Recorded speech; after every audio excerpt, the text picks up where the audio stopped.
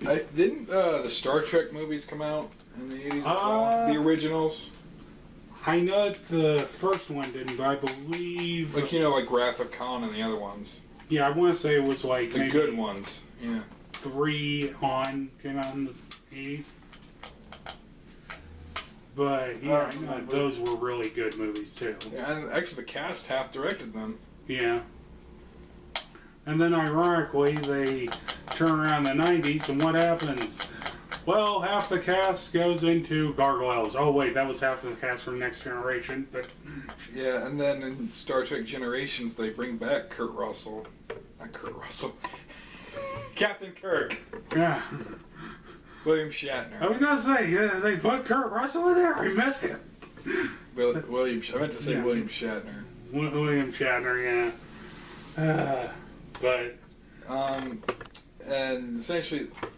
I don't know. I guess they wanted some closure on the old Star Trek. Yeah.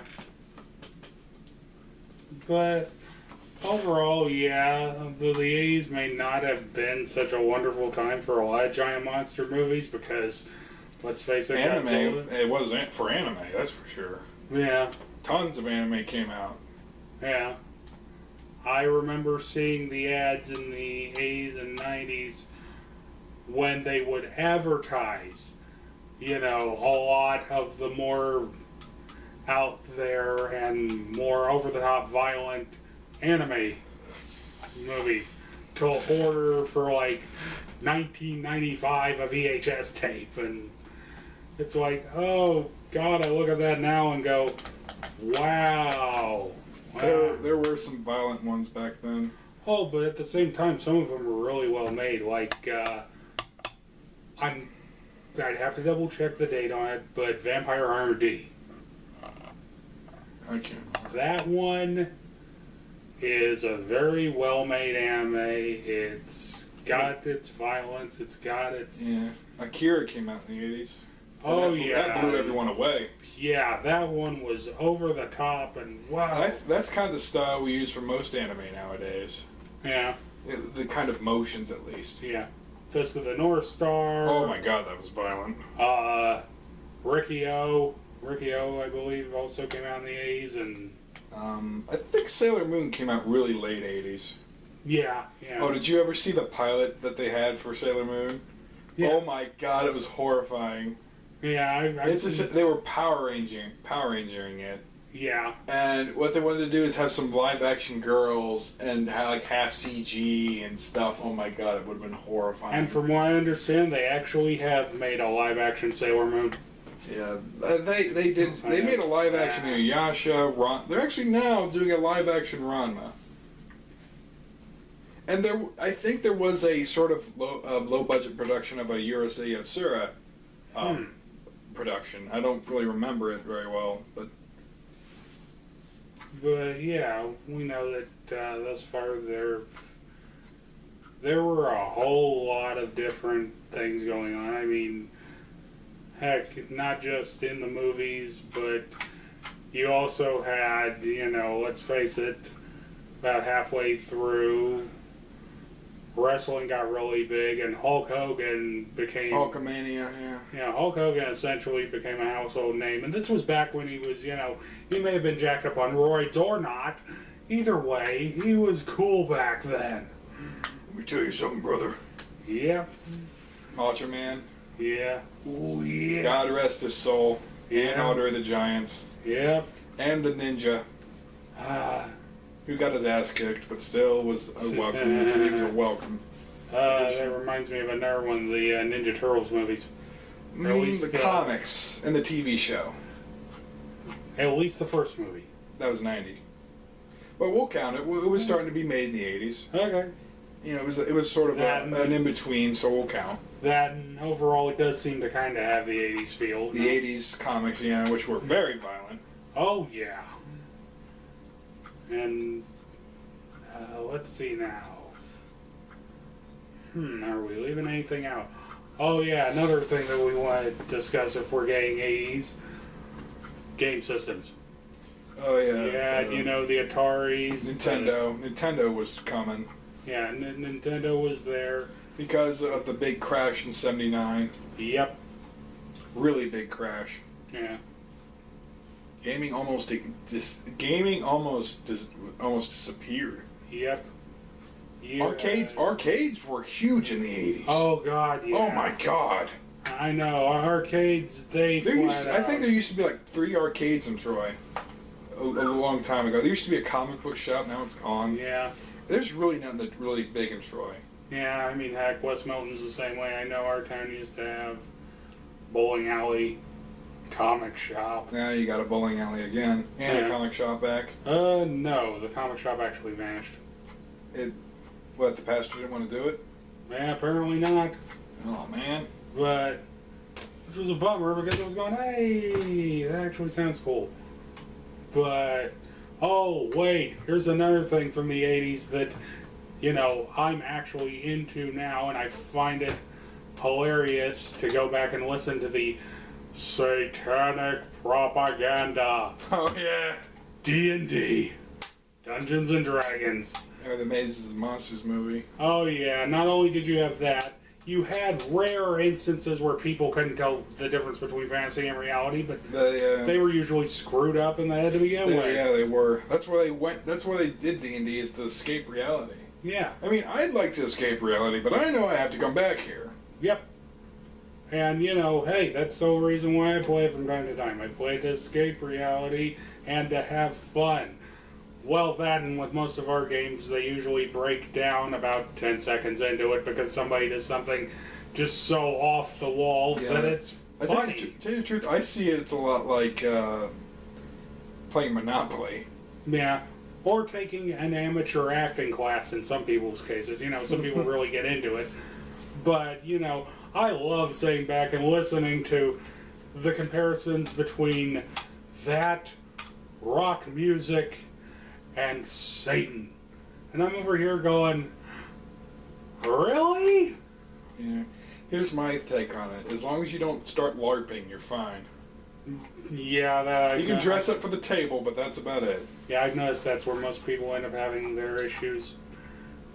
That, or, Like, you ever seen Role Models? Yeah.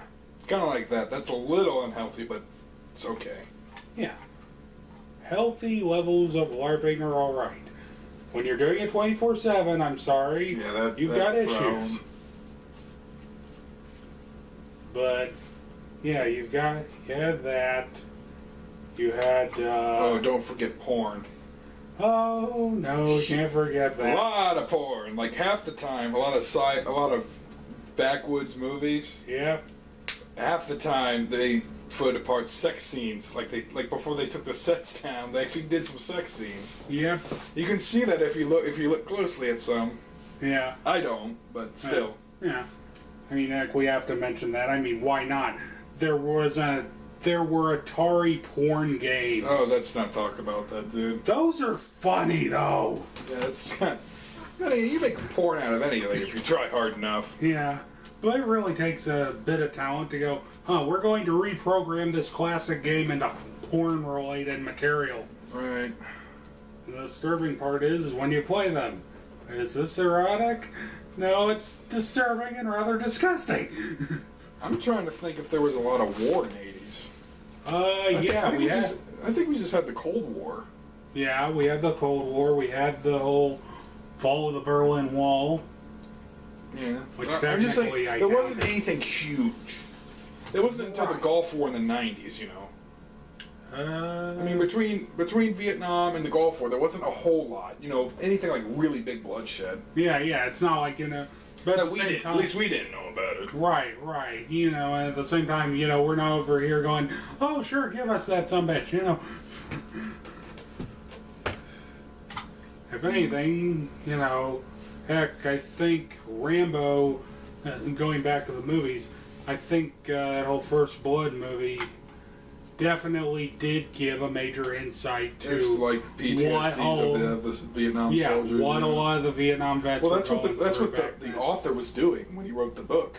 Yeah. First Blood. And he did a fantastic job. Oh, did you know there's a alternate ending to Rambo, where he asks Colonel to shoot him, and he does, and he dies. I'll have to show you that before you go. It's pretty interesting. But let's see now. Had yeah. just Not to mention a lot of these movies are quoted over the years and referenced all the time. Oh God, yeah. I mean, like if you've ever seen the cash-in to Terminator Rotor. In the movie, they blatantly say, "I bet this is how Terminator started."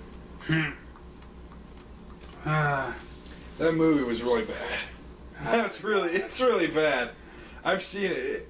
It's me, mom and dad watched it doing dinner, and we're like, "Oh my god." Where's the alcohol? We needed to get through this. Well, no, we got through it. It wasn't that bad. We just laughed the entire time. Yeah. That's what I like about those big Mill Creeks boxes. They're stupid, but they're fun. Yeah.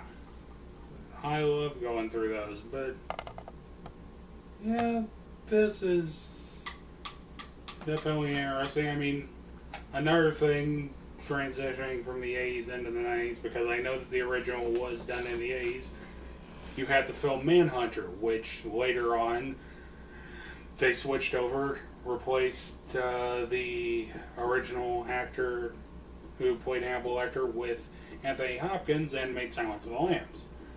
But Manhunter was the first one there, and while it, in my opinion, isn't as good as Red Dragon, it still has its place. Yeah. Let's not forget about Metamorphosis. It's in that, I forget the original movie. Oh. Yeah, the big alien tie-in. Yeah. I'll say this right now: the monster from Metamorphosis is clearly a reference to Biollante. Yeah. Some of those ones that seek through the cracks. Yeah. I mean, you had all sorts of different movies, TV shows. Trying to think of a TV show in the 80s. Alf. Did you ever see the Alf talk show? I think so. That was hilarious. The Garfield animated show. I think we had Peanuts as well. Yeah.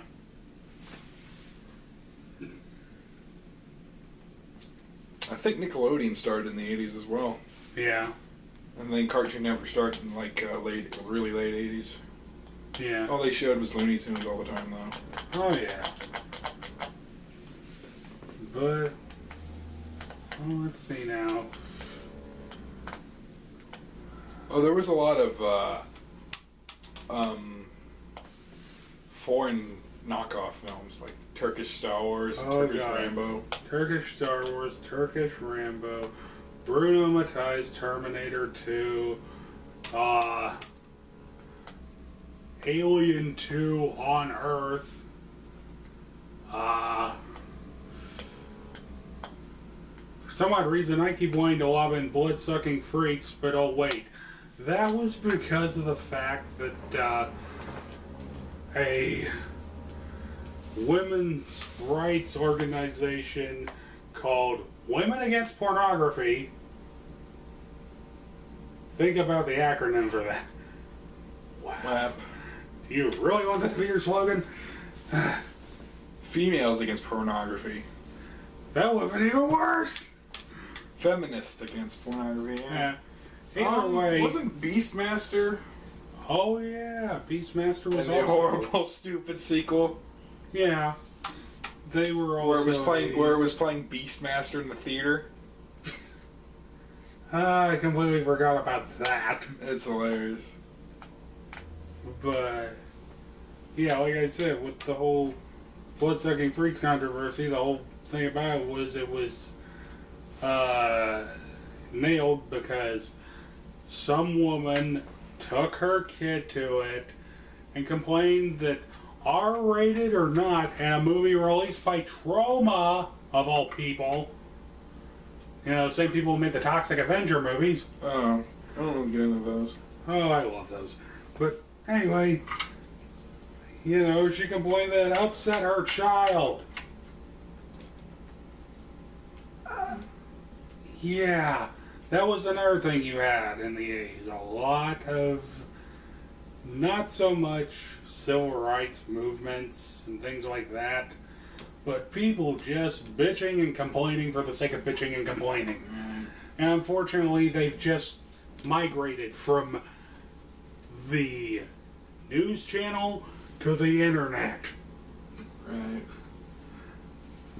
But yeah, That's not. overall, Yeah, Gundam really started getting popular in '82 when they released the compilation movies. yeah, I think they did that because someone was kind of complaining about the the aesthetics of the show. But when Bandai and they started seeing their model kits and stuff, their toys just flying off the shelves, yeah, because the thing about Gundam is that it's a very clean aesthetic. yeah, I mean, if you look at Mazinger, Gardiner, Daitarn, they're all very colorful. yeah. But there's not really any rhyme or reason why things should be on them. Yeah, well, I mean, Mazinger's probably the only one that still survived. Yeah. I mean, they made a recent remake of Mazinger Z. That wasn't really as good. Eh. And they were going to do a second season or something. But I really don't know. And, well, those are kind of still around. But Gundam just had this weird aesthetic that everyone liked. Yeah. And it just kept going and kept going. It's still going today, but I think it's done. Yeah. Because one big problem with it is that I think they've lost sight. They're just rehashing things now. But yeah, I think we pretty much covered all we can think of at the moment. Yeah. I mean, we still got a lot of time. Oh yeah. I think, let's talk about some 90s stuff.